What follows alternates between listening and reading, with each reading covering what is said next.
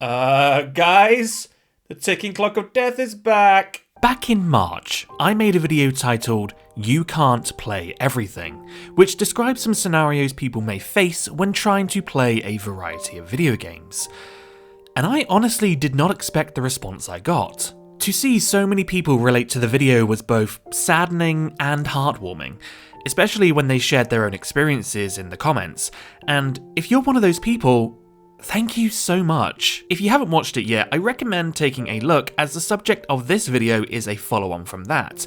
But even if you choose not to, you'll still be able to understand what this video is trying to portray. So, let's start at the beginning.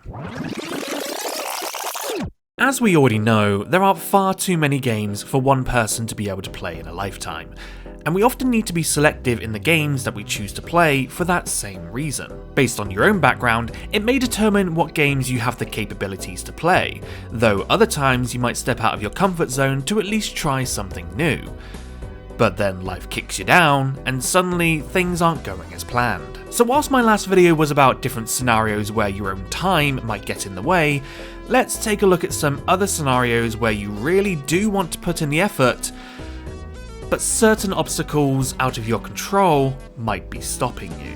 However, what I'd like to do in this video is also provide some small advice that may help you out of that rut across these subjects. The advice may be obvious, and they may or may not work for you. After all, we all come from different places around the world and have each gone through our own woes. And even some of what I suggest isn't really for me either. But the only thing you can do is try, right? In 2021, over 85 million people tuned in to the Game Advertisements, the Game Awards, and when it reached the final award, Game of the Year, the following games were nominated: Deathloop, Metroid Dread, Psychonauts 2, Ratchet & Clank Rift Apart, Resident Evil Village, and It Takes Two. To many people's surprise, the Game of the Year award went to It Takes Two. I say surprise because since the Game Awards started in 2014, we're not counting Spike TV's award show for the record, it was the first game that required two players to complete it to win said award. Unless you're one of those solo players that can somehow use two controllers at the same time, shout out to you guys, I guess. Oh, and no, I'm not counting Overwatch back in 2016 because I'm just not. Anyway, now I've played It Takes Two, but I've never beaten it. So whilst I can't say for certain if it should have deserved the award, I can say that I enjoyed the time I had with it. So no, it wasn't because the game was bad that I never finished it, it was because myself and the other person I played it with couldn't find the time to sync up and play it again. It's now been a couple of years since we last played it, so it's likely I'd need to start over with someone else in order to refamiliarize myself with the story and gameplay. I wouldn't class myself as a lonely person exactly. I may be more introverted than extroverted, but I have friends. No, really, I have friends. I definitely have friends. But the problem is that even with the friends I do have, those I've asked to play this game with simply weren't interested to play it. And that's fine. We like what we like after all. But then let's say I did find a friend to play this game with, or hell, even other co-op exclusive games. Well then, we run into the same old problem from before. I might be working my 9 to 5 job whilst they work a 12 to 8 job, for example. And even though I might be waiting and ready to go, by the time the other person is ready after their commute, having something to eat, maybe dealing with their own family, I'm already in bed, ready for the next day. And therefore the cycle continues. It's not the developer's fault I can't play this game. They wanted to build a cooperative experience, and what I've described is just the way life works for many. Hopefully someday I can finish this game, maybe with a future partner or a friend who literally has all the time in the world. The pricks. But what else could I try? Well, when you want to play with someone online, the best place to go is, you guessed it, online. Whilst there are sketchy apps I shall not name, you know the ones, which try to help you find people to play with, there are better places you can go. there are whole online communities dedicated to certain co-op games, either on Reddit or even Discord, so it's very possible you will find someone just as keen to play the game as you are. Someone in the same time zone, or perhaps even in a different time zone where somehow your free times align. And maybe, from that experience, you'll strike up a new friendship, even if it only lasts for that one game. In my You Can't Play Everything video, I said this: if you're someone who finds things like Souls games too hard and needs an easy mode, then these games just aren't for you. I'm sorry, but it's something you will just have to accept. Now, in some ways, I do stand by this. Let me talk before you get into the comments. It's kind of a rite of passage for someone who enjoys these games to talk about how this is the way they're built. So, let me get that out of the way first. When the original Demon's Souls came out in Japan, it tanked. People didn't understand why someone would even make such a game that maybe 1-2% of people would actually be able to finish. But then, when it came over to the West, it was seen with fresh eyes. The message was understood. It was about overcoming adversity, putting in all the work by paying attention to moves and building muscle memory. It gave those who played it a huge sense of achievement in themselves. Maybe in their lives they hadn't been able to achieve anything significant. But this was manageable. And maybe for some it helped them see they can achieve bigger and better things. That's why these games are the way they are. They didn't become popular because of their locale settings, though Bloodborne is still exceptional. They became popular because they were built to be hard. Which is why I said, if you require an easy mode, the games aren't for you.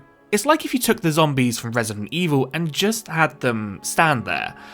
Sure, you're killing them, but where's the challenge for you? You can purposely look to cheapen the experience by adding easy mode mods to difficult games, but you wouldn't have the same feeling everybody who played the game normally had.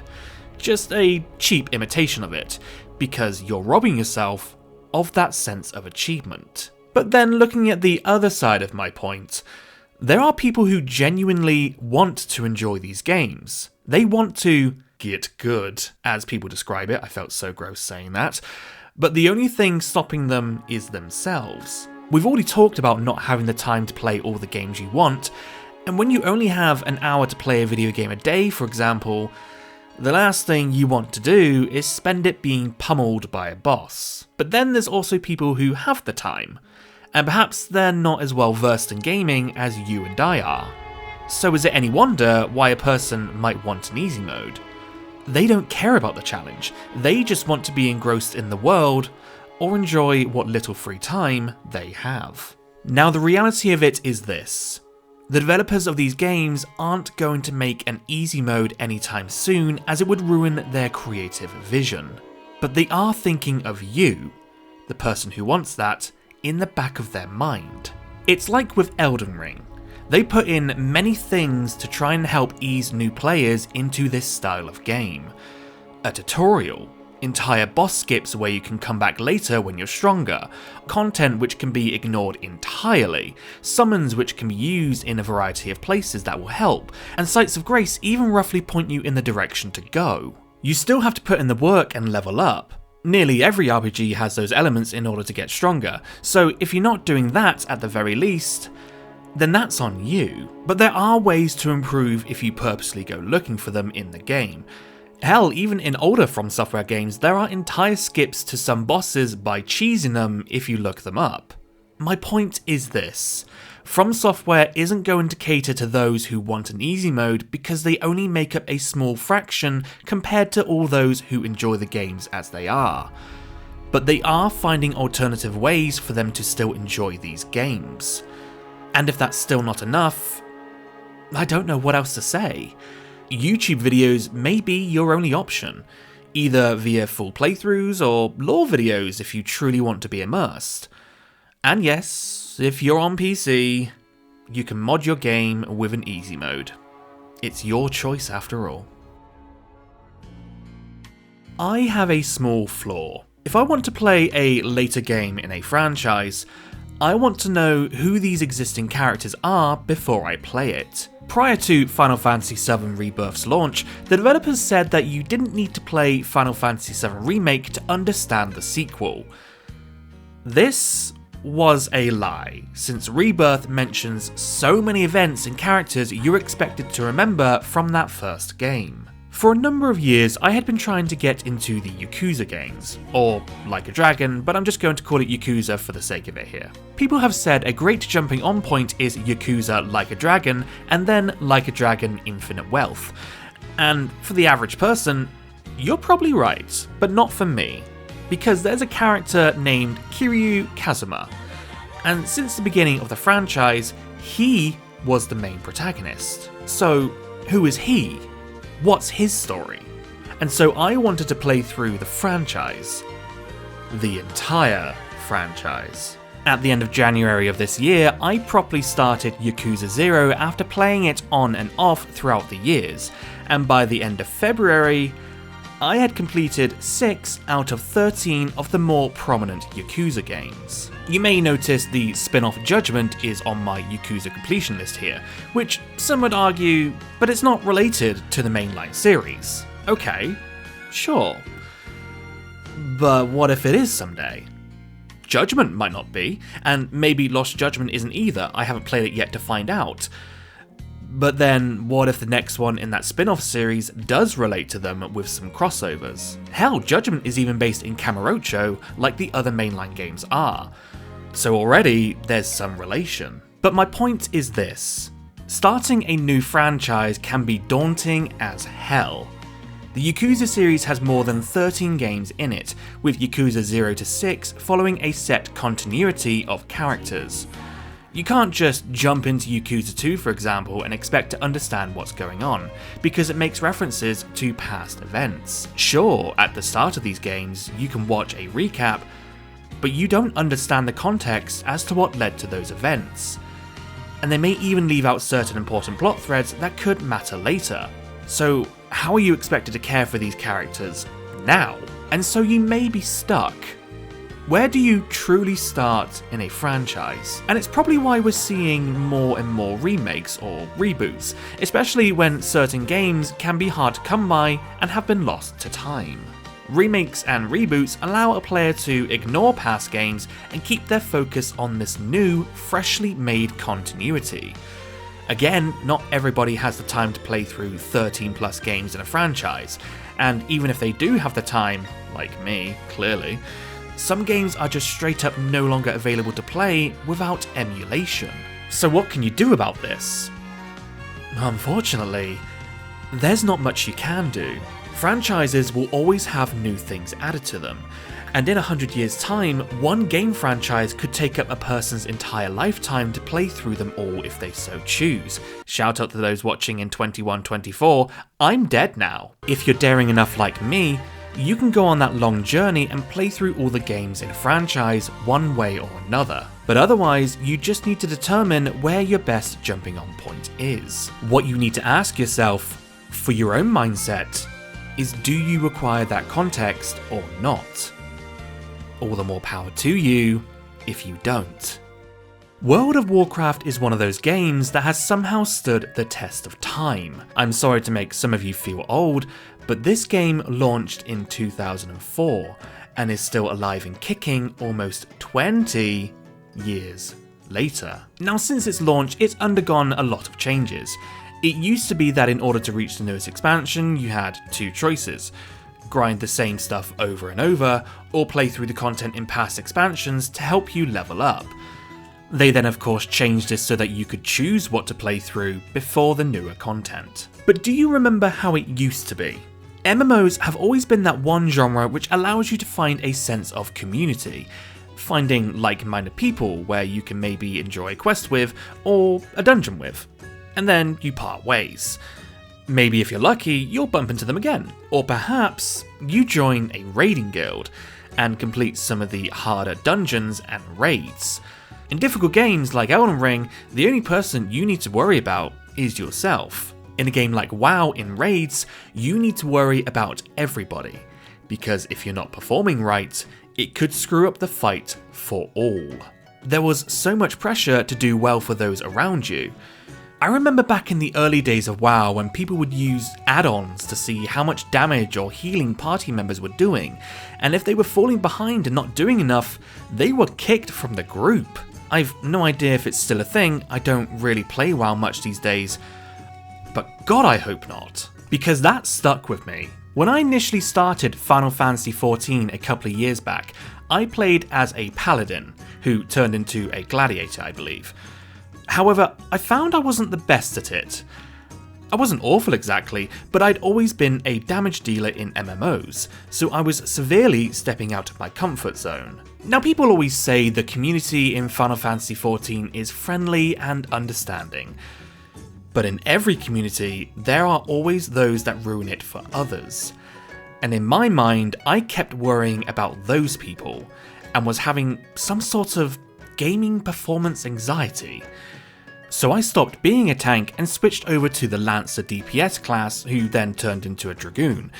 But of course, by the time I reached level 50 again with that class, I was burnt out on Final Fantasy XIV and stopped playing. I'll go back to it eventually, but it's funny how something you may have experienced from 15 or so years ago can truly affect how you perform now. It's okay for you to step out of your comfort zone and try something new, but if you're having doubts about it, don't feel like you have to keep going.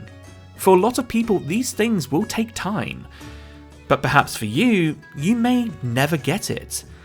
And that's okay, because the question you have to ask yourself is if the trouble is worth it for you. Do you want to enjoy your time with the game via your own comfort, or do you want to try something new, but terrifying, that may, or may not, help out the community? A little while after making my "You Can't Play Everything" video, the algorithm kept recommending similar video essays to my own. One video that popped up was titled, "Hey, it's okay to play video games." The link is in the description, and in it Wilson108 discussed his relationship with gaming in his childhood, and how taboo this felt to those around him. Like some people said to me about my video, his video resonated with me. Now I had siblings I grew up with who somewhat enjoyed gaming, but it never felt as much as myself. And so as I grew up, it was a little lonely, especially since I didn't have many close friends during my childhood. Woe is me, right? For some people though, this loneliness can carry on into adulthood. Whilst the passions of people you know might be cars, sports, and reality TV, gaming might be your passion. So who can you talk to? Maybe there's this amazing game you've played and want to share your thoughts and experiences with other people, but you don't know anyone who might relate. I think a lot of us take this always online reality we live in for granted and don't use it to its best potential. People have often said that online friends aren't real friends. Hell, people said it in my last video when I was talking about Apex Legends and the people I've met along the way.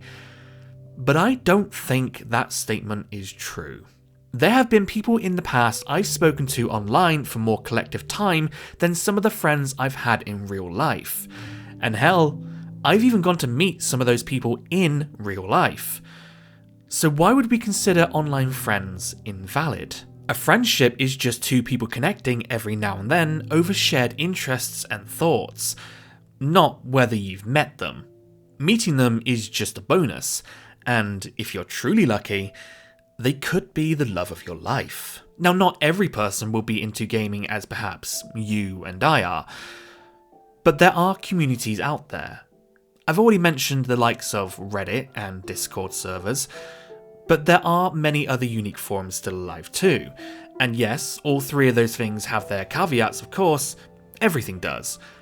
But they are there, waiting for you. There's also online games, to reiterate, just as long as you're not playing them mindlessly. And if you're a streamer, you can build your community just by playing the games you love in front of your audience. Maybe you already have a dedicated community, and all the more power to you. Hell, if you live in a populated area, you can meet people in real life, as certain bars nearby sometimes host gaming events. There are millions, if not billions of potential connections. Maybe one might help you complete a game, help you conquer a challenge, give you advice on where to start in a new franchise, or hell, maybe even guide you through a new experience.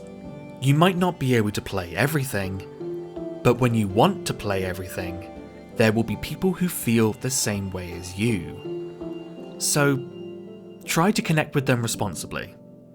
If they don't feel the same, that's okay. There's countless other people out there. After all, that friendship you may ignite could just change your life.